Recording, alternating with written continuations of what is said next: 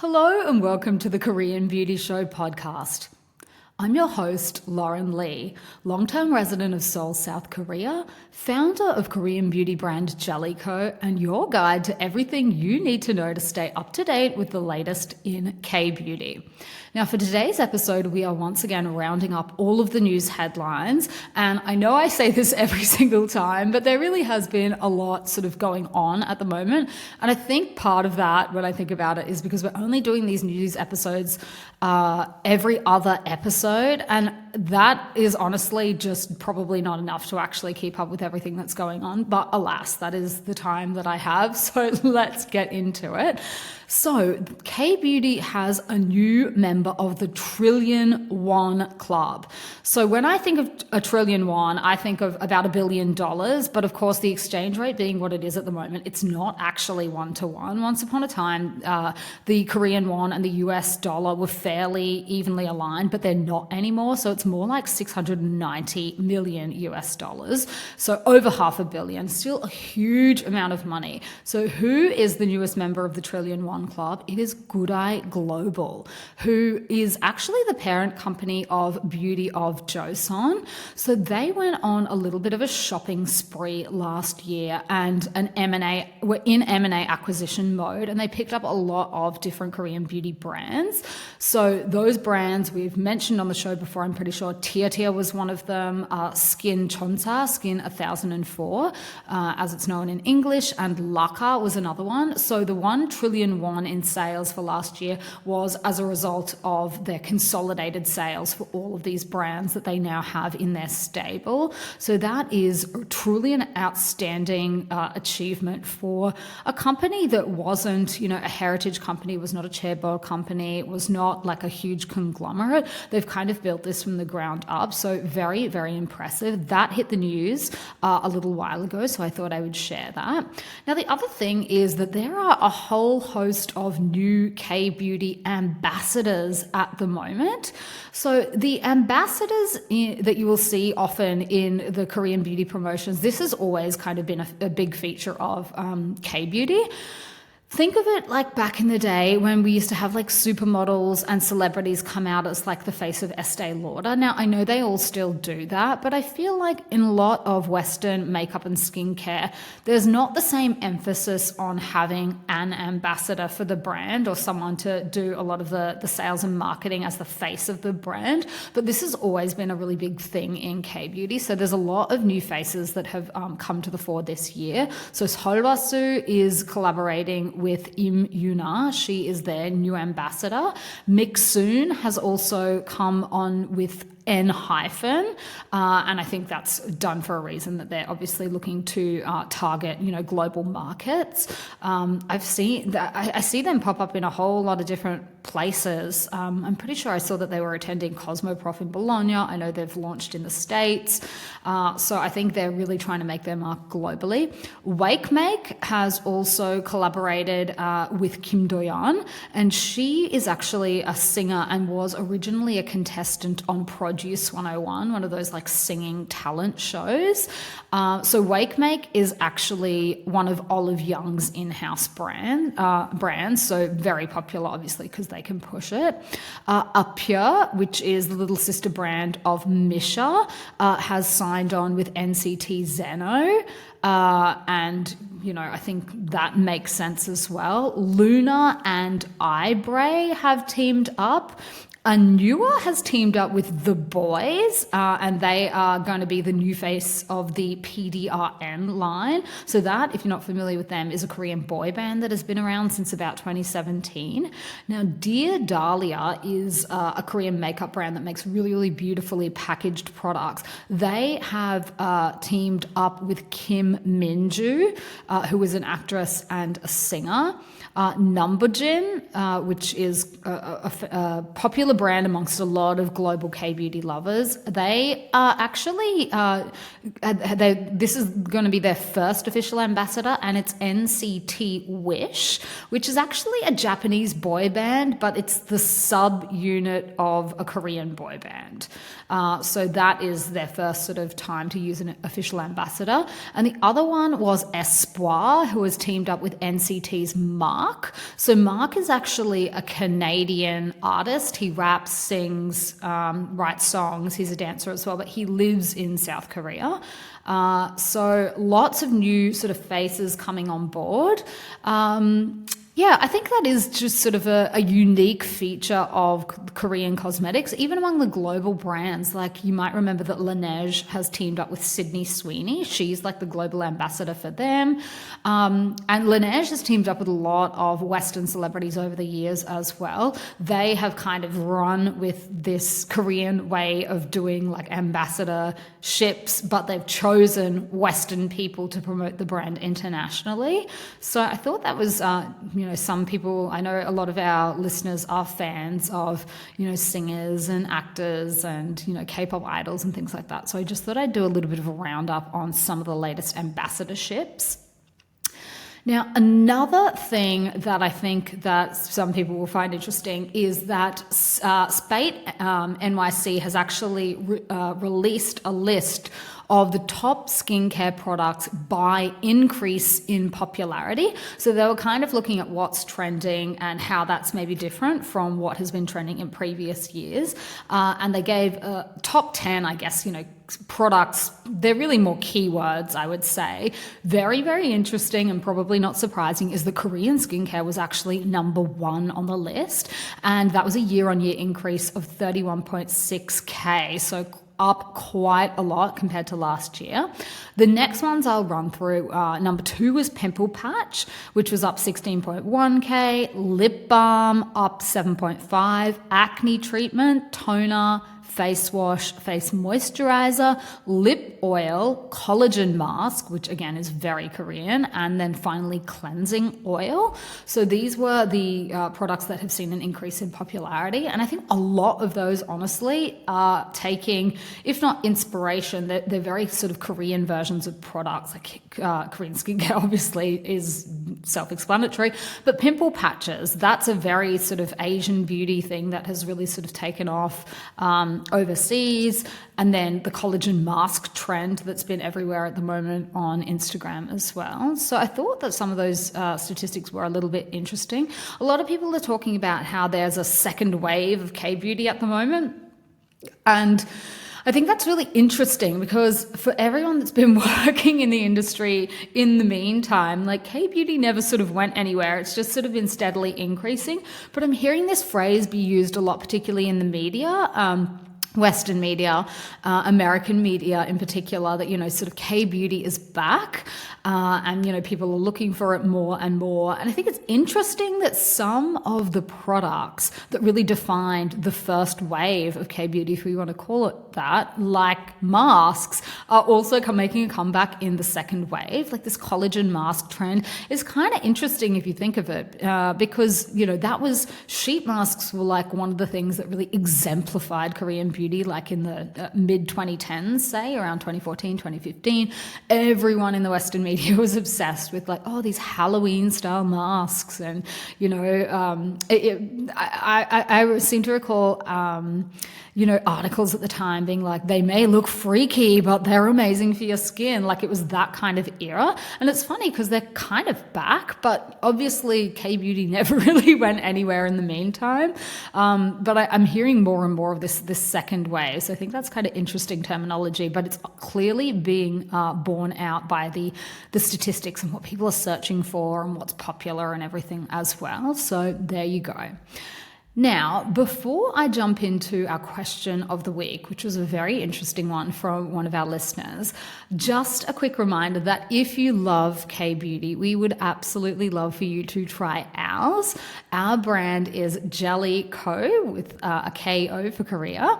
And I don't know if I've sort of gone into the background of why I, started in Korean beauty in the first place and how I sort of got into it. But one of the things that really, I think, defined me growing up was having severe cystic acne. And, you know, I've talked about all of my skin woes and my dramas and things like that throughout the podcast. But, you know, that was at a time really when skincare was not sexy. Like, people were not talking about what they were using. People weren't taking photos of what they were using. My memory is that most of my friends probably wouldn't have even had a skincare routine because they didn't need to. So basically my whole teen experience was pretty dominated by all of the skin troubles that I had. You know, I remember going to the dermatologist and they would just prescribe all of these really, really harsh treatments, painful things that like dried out my skin, made my lips crack and bleed. And I just remember my face hurting for years and years as a result of the acne, but then also as a result of the medication and the products I was using. And I think the other thing that I really, really hated about having to use skincare products back then was how clinical and uninviting they were. Like, the packaging was just like almost embarrassing to use. And I feel like Jellicoe and my brand, I wanted it to really be an antidote to all of that and to, you know, those experiences, and to actually create products that are good for the skin, are backed by data, are using, you know, all of the right kind of ingredients to care for, nourish, hydrate, soothe, and support your skin, but make them something that you look forward to using, something that's like a pleasure and a joy and a nice part of your day, rather than something that you're just like, oh God, okay, I have to do this. That was skincare for me when I was younger. It was just something that I had to do because I was the girl with bad skin. I was the girl with acne. And I really, really resented that, and I hated that. And discovering Korean beauty changed all of that for me. And particularly when I first got into K-beauty, I feel like there were so many brands that really sort of lent into that playful, fun, you know, bold branding, taking a stand. And I personally found it really disheartening to see the blanding that I saw occur over years and years, and just what I felt was more of the same, just a whole lot of brands trying to jump on a trend. And I felt like some of that uniqueness and specialness had kind of disappeared. And so that's what I really wanted to do with my brand, was bring that back and not be so focused on whatever's going on TikTok or making 10,000 versions of the same product, which was what I kept seeing as a distributor, you know. And I got to the point where I was like, how many more Centella like serums can we have? How many more of, you know, this product can we possibly do? Like, we've seen it before, it's been done before. So anyway, if that sounds like you, I would absolutely love for you to try our products. You will find them on jellicoe.com. We've actually just updated our site quite recently as well. So it's a lot more fun than it used to be. We've got our skin analysis tool on there where you can go and have your skin analyzed. We've got a quiz. We've got all of these videos. So go and check it out if you haven't already. I would love to see you on there. All right. Let us get into our question of the week. And this was a really great one, and I really hope that our listener won't mind me re-sharing or reusing this, but I just thought other people may have the same question. So she emailed me and she said, I recently listened to your podcast and heard you mention that an allergy to dust mites could correlate with an allergy to snail mucin. I hope I heard that correctly. I've tried researching this topic but haven't found much information. Could you share more details or point me to any resources that might elaborate on this? So look, in a nutshell, yes, that is what I said. And there are people who believe that there may be a cross-reactivity between those two. The literature on it is quite scant, which probably isn't surprising because the literature on snail mucin itself is, particularly as it relates to cosmetics, is also quite scant. So there are some studies that suggest that a cross-reactivity exists in those with dust mite and snail allergies, and I'll pop links in the show notes. Now, one of them is about food, so they're not directly all on the topic of skincare, and I couldn't find anyone that's ever sort of gone away and researched this in detail. But there are enough people that are sort of talking about this and making a link between it. Some people believe that tropomyosin may be the relevant allergen, but the cross-reacting allergens that are, responsible or might be connecting the two, up for debate, basically. Other people are saying, no, tropomyosin, it probably won't be. So I'll put that one down as well. But there are dermatologists, there are cosmetic chemists out there that have sort of talked about it, as well as a lot of anecdotal evidence from people that are allergic to both of them. So one article that I could find that specifically goes into detail and people sort of sharing their theories on this in a skincare context was from Refinery 29 a couple of years ago. And one cosmetic chemist, he sort of said, his name is Havon Ford, and he said one reason that he could find for the, the cross allergy is that the protein that triggers the dust mite allergy is similar to a protein in terrestrial snails. So when our body encounters the snail protein, it reacts similarly to how it would when it comes across the mite protein, triggering an allergic reaction in those that are sensitive to one or another.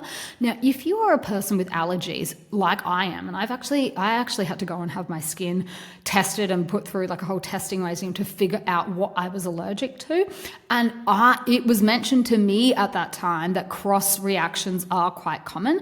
So I actually was diagnosed with an allergy to cobalt, and what the dermatologist mentioned was that for a lot of people, if they have a cobalt allergy, nickel is a very common cross allergy. And as soon as she said that, I was like, oh my gosh, that makes so much sense. Because when I was a kid and had my ears pierced, I had constant ear infections, constant like pus and oozing, really gross, but like constant ear infections. So as soon as she said that, I was like, okay, that makes a lot of sense. So cross allergies, it's not like definitely it will be the case, but they exist. So another person was mentioning in that same article that the other challenge with snail mucin is that the secretion of the mollusk of the garden snail is considered a xeno, which is a foreign protein for humans, and xenoproteins can cause an allergic reaction that can be dramatic, like inflamed skin or acne. And if you've ever used a snail mucin product and it hasn't agreed with you, you will know what that's like firsthand. So, I think a lot of it at this stage is people just sort of putting two and two together because of the popularity of snail mucin, how many people use it, and also how many people have bad reactions to it. I always think that it's worth just mentioning that there is this possibility that, of a cross allergy that, people are talking about, that, experts have proffered an opinion on why that might occur. I don't know that it's as clear cut as like here is a study that has been done on like 300 people that have used X snail mucin product, and I haven't seen anything like that. But I think it's one of those things that you know yourself, if you're that kind of person that has sensitivities, just be aware that it's a possibility, it's a potential. Like any skincare product, it has a potential to cause an allergic reaction.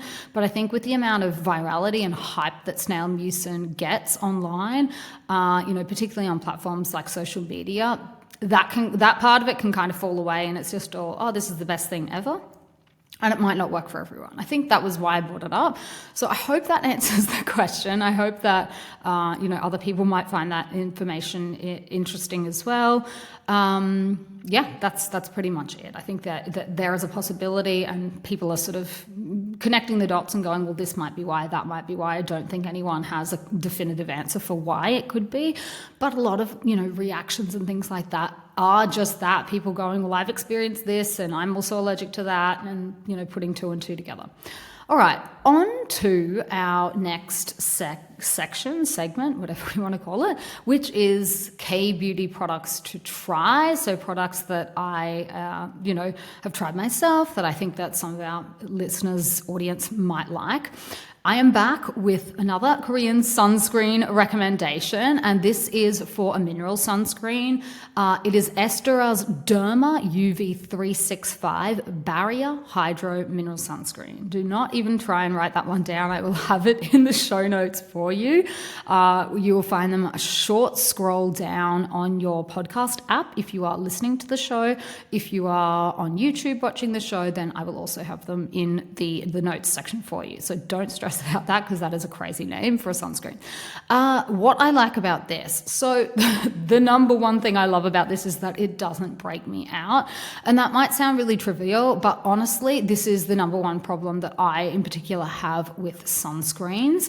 My skin is just that reactive that a lot of sunscreens really do trigger either my rosacea or what I normally get, how I can normally tell is just I end up with bumps all over my forehead. That is like the number one. I know it's the sunscreen.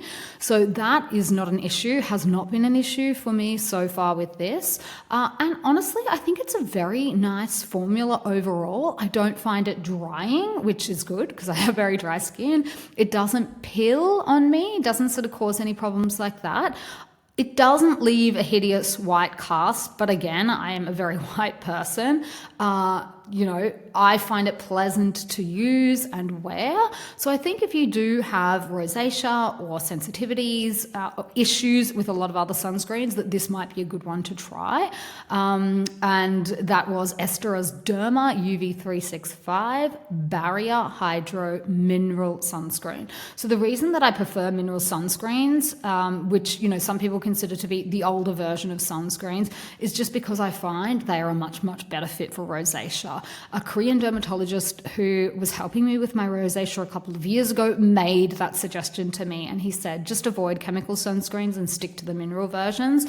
Game changer. As soon as I did that, I noticed an improvement in my skin. And anytime I try and stray away from them and try some of the newer things, it doesn't always work out. Sometimes yes, but oftentimes no. So that's just another little hack if you are a rosacea prone person like myself, that mineral sunscreens may also work better for you. Okay, now finally, for our recommendation of the week. Now, this is a little bit of a different one. But for people that are looking to up their level of UV protection, particularly I like to do that when I'm driving because, a lot of sun comes in and you've got, everything quite exposed when you're driving. And also if you're going to be spending a lot of time outdoors. Now, my recommendation is maybe not for everyone, but it's actually to wear a UV mask. And what I'm talking about is a mask that sort of goes over and covers, a good portion of your face. Now, one thing that you may not know that I didn't realize for quite a while is that the regular COVID style of face masks do not really offer sun protection. So if you are, wearing something like that and thinking, oh, look, I've got a mask on, I don't need to wear sunscreen, or I've got a mask on, I'm doubly extra protected from the sun. That is not actually the case. You can only expect the minimal amount of protection. Some articles that I was reading said that maybe 7, like UV protection factor of 7, which is really, really tiny and definitely not enough to replace sunscreen. But there are special types of masks that are made from sun protective cloth. They're lightweight, they're perfect for the face, and game changer once I figured that out. I actually went out and bought myself a couple of different varieties. I got one that goes up the side of my cheek and sort of goes, parallel with the eyebrow, say, to cover the spots where a lot of women in particular get melasma.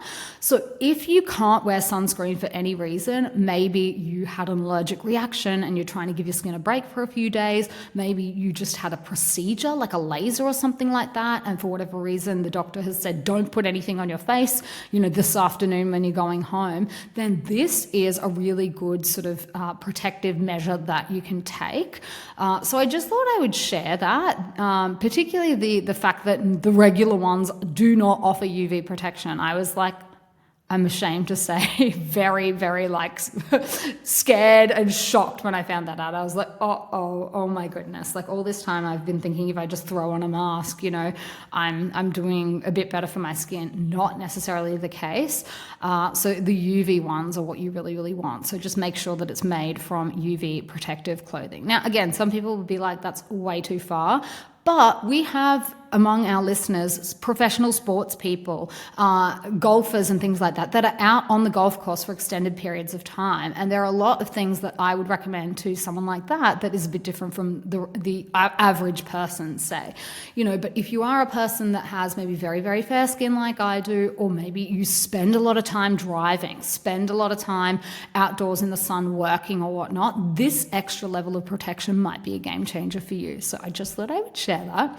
All right, I'm going to finish it up here. I hope that you have enjoyed today's episode. And if you have, I would love a rating and a review if you could possibly spare time for one.